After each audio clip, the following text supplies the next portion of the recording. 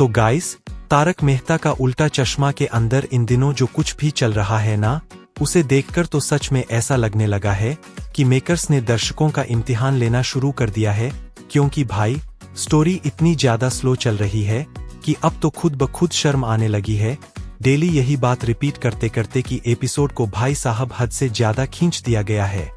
और दोस्तों, जैसे कि हम सब जानते हैं कि जब भी गोकुलधाम सोसाइटी में कोई ऐसा भूतिया या रहस्यमय ट्रैक आता है, तो मेकर्स उसे कम से कम 1 महीना या उससे भी ज्यादा लंबा खींच देते हैं। ठीक वैसे ही जैसे पुराने चकोरी वाले ट्रैक के टाइम पर हुआ था, और इस बार भी हालात बिल्कुल वैसे ही नजर आ रहे हैं। तो गाइस, कल के लेटेस्ट एपिसोड में फाइनली वो लम्हा आ ही गया जिसका सबको इंतजार था, यानी गोकुलधाम वालों की ढेरों शिकायतों के बाद आखिरकार इंस्पेक्टर चालू पांडे अपनी पूरी पुलिस फोर्स और पाटिल के साथ सोसाइटी में आधम के है। आते ही चालू पांडे ने अपना पुराना रौब दिखाना शुरू कर दिया और भिड़े के घर से अपनी इन्वेस्टिगेशन की धमाकेदार शुरुआत कर दी, जहां माधवी ने रो रोकर अपनी चोरी हुई कीमती ईयरिंग्स की पूरी कहानी बताई और पुलिस ने मौके पर पहुंचकर हर कोने की तस्वीरें खींचनी शुरू कर दी।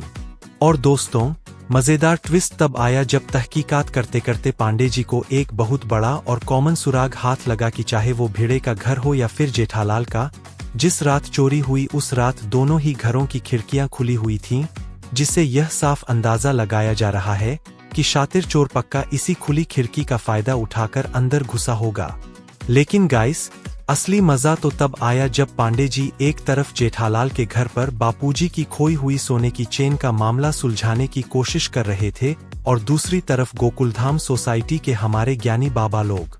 चेन का मामला सुलझाने की कोशिश कर रहे थे, और दूसरी तरफ गोकुलधाम सोसाइटी के हमारे ज्ञानी बाबा लोग अपनी आदत से बाज नहीं आए और पांडे जी को ही लाइन पर लाने लगे कि केस को ऐसे सॉल्व करो, चोर को ऐसे पकड़ो और आजू बाजू की सोसाइटी में भी पता लगाओ।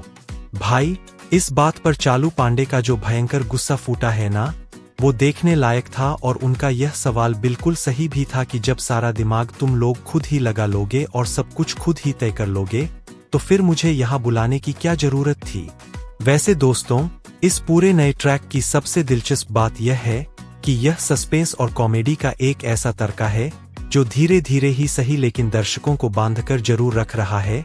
बस डर इस बात का है कि अगर इन्वेस्टिगेशन की रफ्तार यही रही, तो यह चोरी वाला सस्पेंस सितंबर के मिड या फिर लेट सितंबर तक जाकर ही दम लेगा। तो अब सबसे बड़ा सवाल यही है दोस्तों कि क्या इंस्पेक्टर चालू पांडे इस बार सच में अपनी उस पुरानी नाकामियों के धब्बे को धो पाएंगे और असली चोर को बेनकाब कर पाएंगे, या फिर इस बार भी गोकुलधाम वाले खुद ही सारा मामला रफादफा करके पांडे जी को हमेशा की तरह उल्टे पाव वापस लौटने पर मजबूर कर देंगे।